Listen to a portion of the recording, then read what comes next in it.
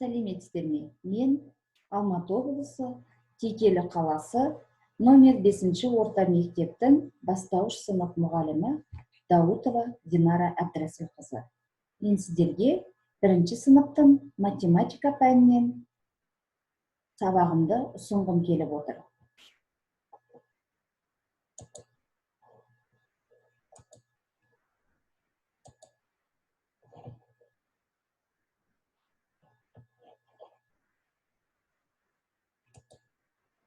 Сабағымыздың тақырыбы монеталар. Сабағымыздың мақсаты теңгелік монеталардың құнын түсіну, бір-бірімен салыстыру арқылы қымбат монетаны арзан монетадан ажырата білу. Монеталарды құны бойынша салыстыруға үйрету. Бағалау критерийлері монеталардың тобын салыстырады, ажыратады. 1 теңге, 2 теңге, 5 теңге, 10 теңге, 20 теңгелік монеталарды пайдаланып, амалдарды құрастырады. Олай болса, балалар, мен сендерге бейне таспа ұсынамын. Кәнеки, бәріміз бірге тамашалайықшы.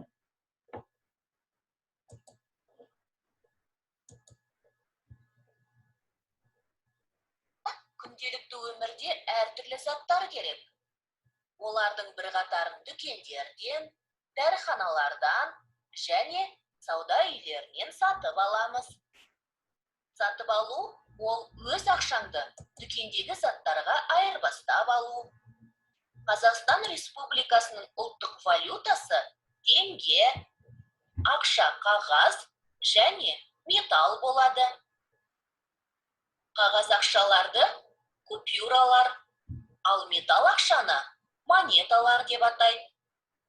Біз бүгін металл ақшалар, монеталар жайлы айтамыз. Біздің мемлекетімізде 1, 2, 5, 10, 20, 50 және 100 теңгелік металл монеталар бар. Монетаның құны номиналы деп аталады. Номинал неғұрлым жоғары болса, монета соғұрлым құнды болады. Демек, қазақстандық ең құнды монета 100 теңге. Саудаға байланысты есептер шығарғанда артық, кем ұғымдарының орнына арзан, қымбат ұғымдары қолданылады. Мәселен, өшіргіш 100 теңге тұрса, қарындаш 40 теңге тұрады. Қарындашқа қарағанда өшіргіш неше теңге қымбат? Өшіргіштің қарындаштан неше теңге қымбат екенін анықтау үшін 100 теңгеден 40 теңгені азайту керек. Демек, өшіргіш қарындаштан 60 теңге қымбат. Есте сақта, теңге сөзі қысқартылып былай жазылады.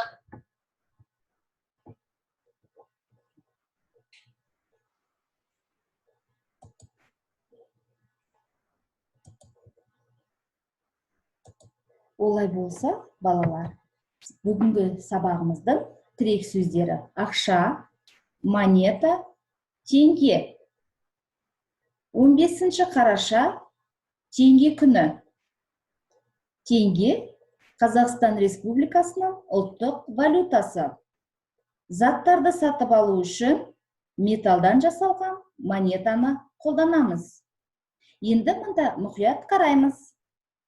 Монеталарға қара, оларды салыстыр. Құны ең төмен монетаны тап. Тамаша, жарайсыңдар. Олай болса, құны ең жоғарғы монетаны табайық. Жақсы. Олай болса, бүгінгі сабағымыздың 1 тапсырмасына келдік. 1 теңге, 2 теңге, 5 теңге, 10 теңге, 20 теңгелік монеталарды қолданып, қосу, алу амалдарына есептер шығарамыз. Балалар, алдымызда тұрған монеталарға қосу, алу амалдарынан есептер шығарайықшы.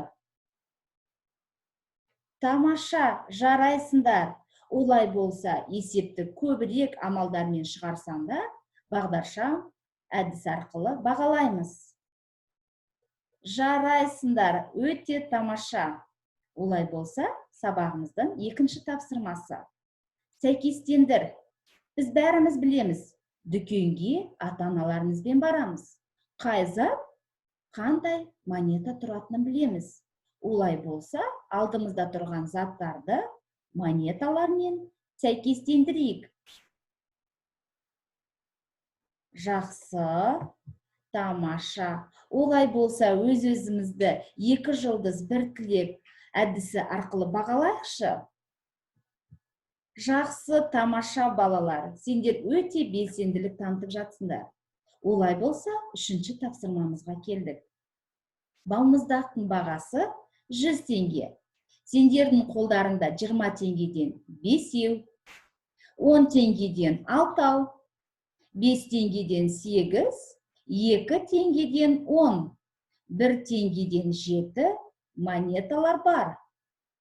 Сендер дүкенге барып, балмұздақ сатып алу үшін сатушыға қандай металдармен, монеталармен төлем жасайсыңдар. Осы тапсырмаға кім қанша мал құрастырады? Жақсы, жарайсыңдар. Өте тамаша. Олай болса, біз осы есепті 5 бармақ әдісімен бағалайықшы өзімізді. Тамаша, жарайсыңдар. Олай болса, келесі тапсырмамызға келдік. Келесі тапсырмамыз ойлан тап деп аталады. Егер сенің қолыңда 2 теңге болса, жартысы қандай теңгені құрайды? Жақсы. Егер балмұздақ 50 теңге болса, сенде барлығы 5 теңгелік қанша ақша бар? Жақсы. Тамаша. Олай болса, келесі сұрақ. Конфет 25 теңге болса, онда сен қандай ұсақ ақшаларды қолданасың? Тамаша. Келесі сұрақ. Дүкеннен сен дәптерді 10 теңгеге, өшіргішті 15 теңгеге, қойын дәптерді 10 теңгеге, кітапты 50 теңгеге сатып алдың. Балалар, сендер барлығы неше ақша жұмсадыңдар? Тамаша, жарайсыңдар. Өте жақсы. Олай болса, бүгінгі сабағымызда есімізге түсірейік. Балалар, айтыңдаршы, біз дүкенге барған кезде біз нені қолданамыз? Дұрыс айтасыңдар, біз монеталарды қолданамыз. Біздің Қазақстан Республикасында ұлттық валюта күні қай күні? Жақсы, тамаша. Бізде 15 қараша ұлттық валюта күні. Олай болса, тағы бір сұрағым. Балалар, бәріміз есімізге түсірейікші. Монеталардың өсу ретімен бәріміз бірге айтайықшы. 1 теңге, 2 теңге, 5 теңге, 10 теңге, 20 теңге, 50 теңге, 100 теңге. Тамаша, жарайсыңдар. Олай болса, сендерге тапсырма. Бәріміз бірге ата-аналарымыздан сұрап, монеталар туралы мағлұматтар іздестіру. Сау болыңдар.